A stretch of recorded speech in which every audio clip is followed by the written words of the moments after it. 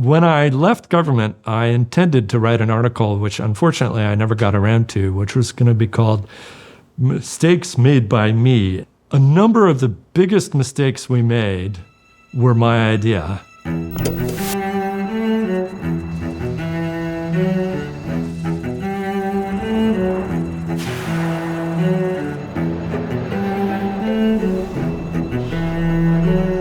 In 1994, I got involved in the effort to help the states of the former Soviet Union beef up security and accounting for their nuclear material that could be used by, if it fell into the hands of terrorists, if it fell into the hands of a proliferating state. I had directed a study at the National Academy of what to do with all the plutonium from dismantled nuclear weapons. That was the original question, but as we started looking into it, we realized there is a much broader problem with the collapse of the Soviet Union with control and adequate security for plutonium, highly enriched uranium, whether it came from nuclear weapons or not. We ended up recommending a broad security and transparency regime for plutonium and highly enriched uranium. And then when we finished the study, the National Academy essentially loaned me to the Office of Science and Technology Policy at the White House to try to implement some of those recommendations.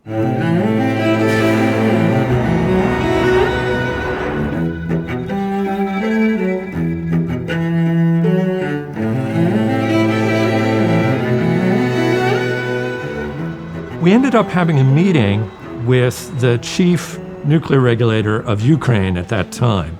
Toward the end of the conversation, I said, "Is there any highly enriched uranium that you're regulating in Ukraine?" I thought the answer was going to be no.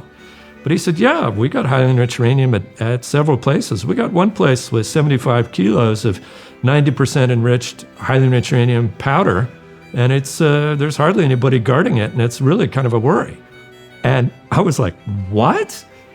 And he said, "Yeah, your people know about this." I said, "Who knows about this?" And he gave me a name over the Department of Energy. I said, "Has the United States ever offered to buy this material from Ukraine?" He said, "No." I said, "If the United States wanted to buy this material, would Ukraine be interested in selling?" He said, "Yeah, maybe, if the price was right. We're not really using it at the moment." I said, "If the United States wanted to make an offer, who should we talk to?" He said, "Well, you should talk to me." Now, I was not in a position at that time to just, whip out a checkbook and say, "How about $1 million?" But after the meeting, I went down the hall and I called the person at the Department of Energy and I said, "Did you know about this material?" He said, "Yeah, I knew about this material." Now, he was in charge of a program to help a couple of the former Soviet states beef up the security and accounting at nuclear sites where this kind of material existed. He said, "Well, we're going to spend a few years, beefing up better security and accounting for this material." I said to him, "We might not have several years. Have you thought about getting this stuff the heck out of there?" He said, "No, that's not my job. My job is building better security systems." I said, No. The reason for building the better security systems is to keep the stuff from getting stolen.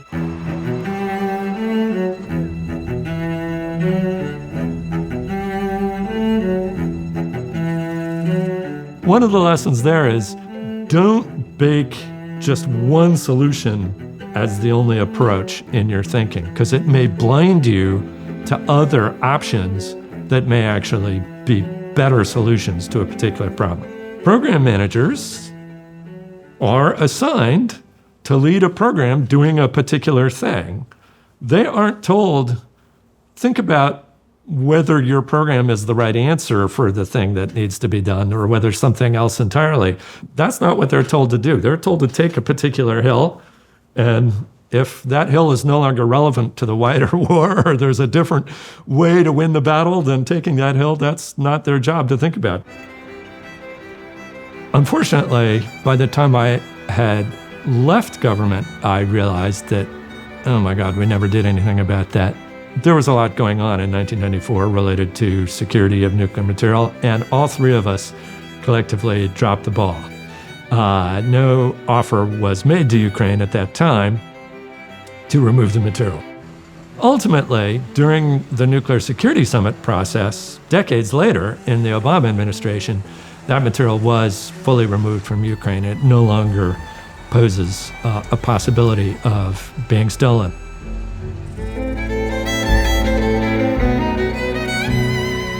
Another lesson is keep your eye on the top priorities, write them down. Don't let any of the things on that priority list slide off the table.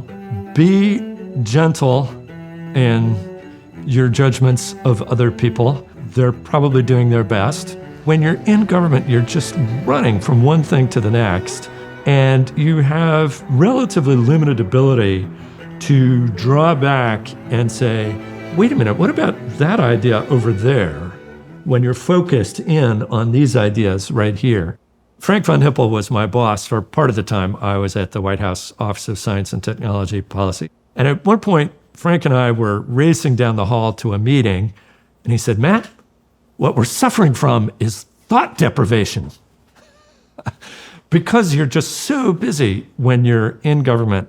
After leaving government, Frank wrote a very interesting little article in Physics Today, which is called Big Government, Little Analysts, which describes this difficulty that government has sort of drawing back and looking off to the side for other possibilities and looking outside the box, as the saying goes.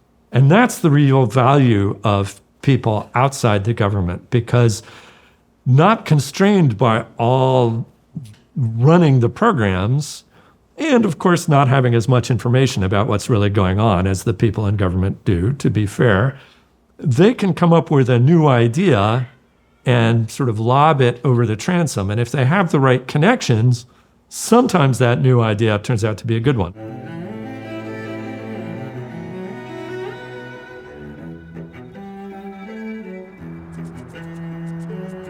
Honestly, we made a lot of mistakes. Almost all of those mistakes had the form of not thinking hard enough about what it would look like from the point of view of the other side, whether it was the Russians or another country. Thinking that I was doing the right thing, I came up with a proposal, which the government adopted, to have the two governments do a joint report to the two presidents on what the next steps to deal with this problem of insecure nuclear material in it should be. And my thought was that this report would basically, endorse the plan that had already been drafted by the scientists on both sides. What I failed to do is think through what would happen on the Russian side. If you have a report that's going to the president, that inevitably means that all relevant agencies will be involved in that report, including the FSB, the successor to the KGB. They had been getting increasingly upset about the fact that there were Americans from the labs traipsing over secret Russian nuclear facilities. Part of their job for decades had been keeping American spies out of those facilities. So this had been making the KGB increasingly upset. And this process of writing a report to the president gave them the golden opportunity to seize control of the process and put a stop to all of this madness of American scientists traipsing all over the place. So this process of a report to the presidents almost killed the lab-to-lab MPCNA program. It did manage to survive, but that was another big mistake that I contributed to in the Clinton administration.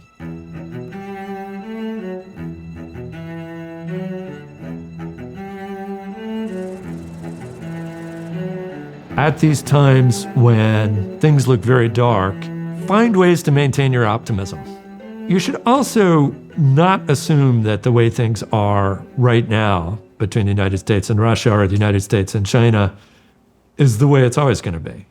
In 1983, when the Soviet Union walked out of arms control talks, it really looked as though arms control was dead as an enterprise.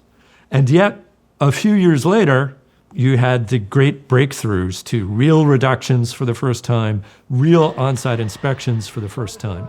I think it's important still to stockpile ideas. And that's also a very important role for non-government people at this time. Because again, government people are running from one meeting to the next. They may not have that much time to really think through, well, what might be possible 10 years from now?